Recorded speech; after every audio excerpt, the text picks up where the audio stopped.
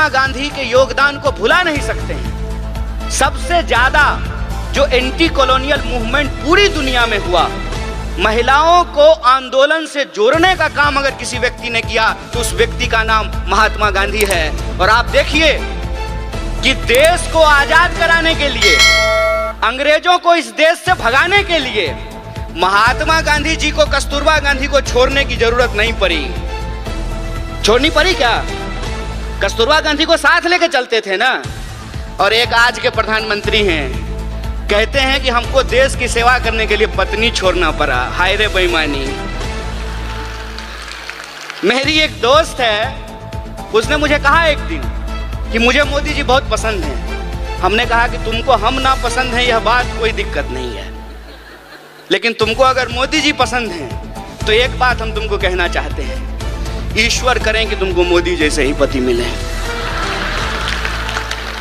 दूर से बात बहुत अच्छा लगता है, अपने पे जब अगर बात आ जाए तो उसका असर समझ में आने लगता है। आप मुझे बताइए, जो महिलाएं ये कह रही थी कि बृजभूषण जी ने कुछ नहीं किया, रह पाएंगी बृजभूषण के साथ? जीवन बिता पाएंगी उसके साथ? हमारे समाज में जो आज हो रहा है उसको हमको बहुत गंभीरता से समझने की जरूरत है। जो अधिकार हमको एक एक करके बिना लड़े मिल गए, इस देश में समान वोट के अधिकार के लिए कोई महिला आंदोलन नहीं हुआ। जब संविधान लिखा जा रहा था तो वोट का अधिकार दे दिया गया। इस देश में संविधान सभा में 15 महिलाएं शामिल होंगी, इसके लिए कोई आंदोलन नहीं हुआ। महात्मा गांधी ने अपने इनिशिएटिव से, उस वक्त जो है हमारा अखिल भारतीय महिला संघ नहीं था, महिला कांग्रेस नहीं था उस वक्त, लेकिन गांधी जी ने महिलाओं को घर से निकाल करके अपने आंदोलन में शामिल कराया। और आप जानते हैं, शराबबंदी के खिलाफ जो पिकेटिंग का आंदोलन होता था वो पूर्ण रूप से महिलाओं का आंदोलन था। महिलाएं जाती थीं और शराब की दुकानों को बंद कराती थी।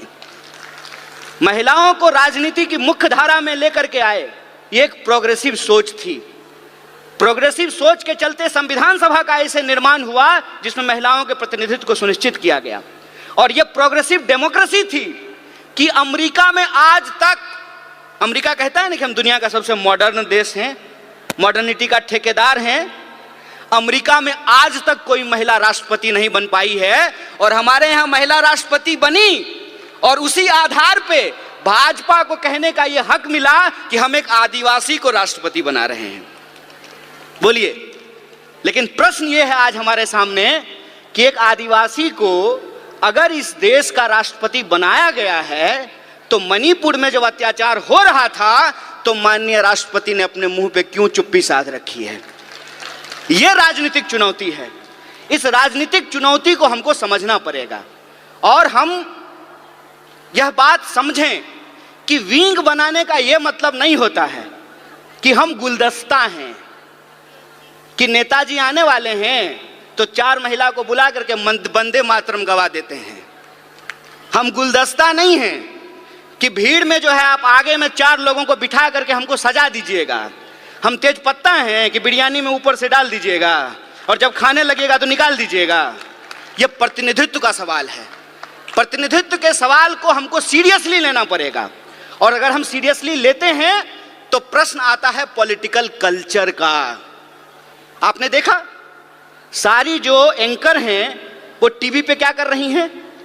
वो कह रही हैं कि मणिपुर पे आप बोल रहे हैं, राजस्थान पे नहीं बोल रहे हैं। अरे राजस्थान क्या, दुनिया के किसी कोने में अगर महिलाओं के ऊपर कोई अत्याचार होगा तो बिना किसी राजनीतिक लाग लपेट के उसके ऊपर सवाल खड़ा करेंगे, उसके खिलाफ बोलेंगे ये हमारा हक है।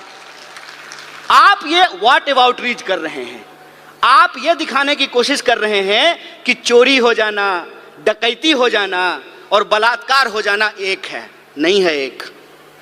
किसी का पर्स मारा गया और किसी के साथ बलात्कार हुआ, ये दोनों अपराध एक है क्या?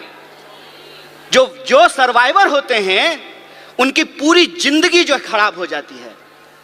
सवाल सिर्फ शरीर का नहीं है, सवाल उनकी मानसिकता का है, सवाल साइकोलॉजी का है।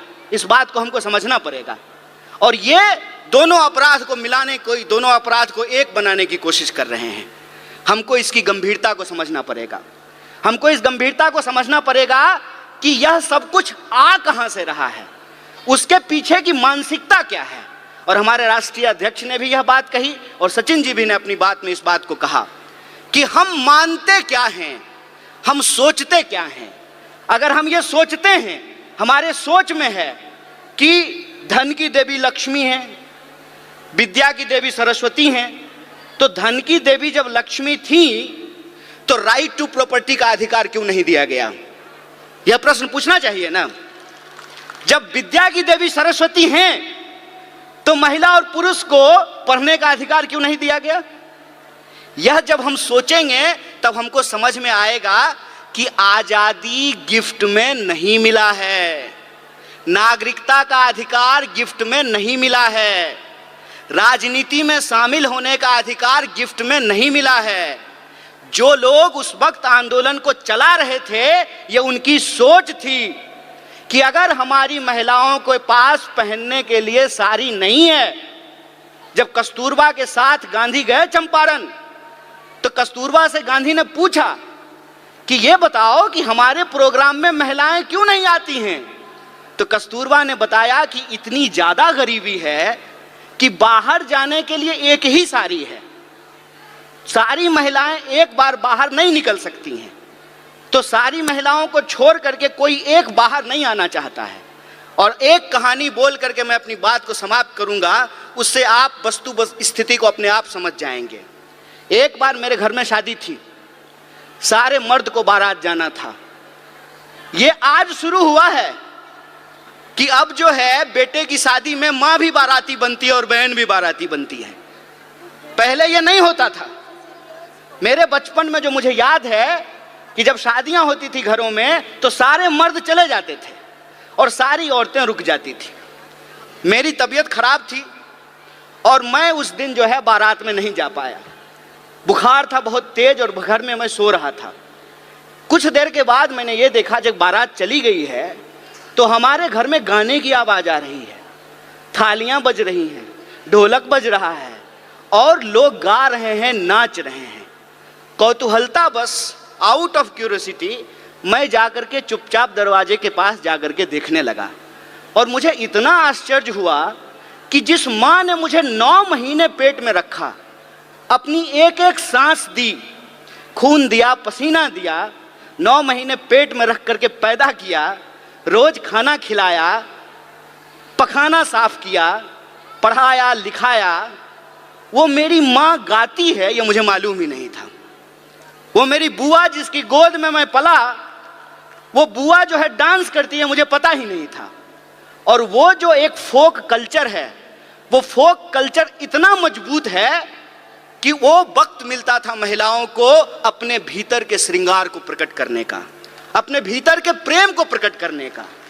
जिस समाज में आपको आपकी भावना प्रकट करने का अधिकार नहीं हो, उस समाज में महिलाओं को राजनीति में लेकर के आना एक चुनौतीपूर्ण कार्य है।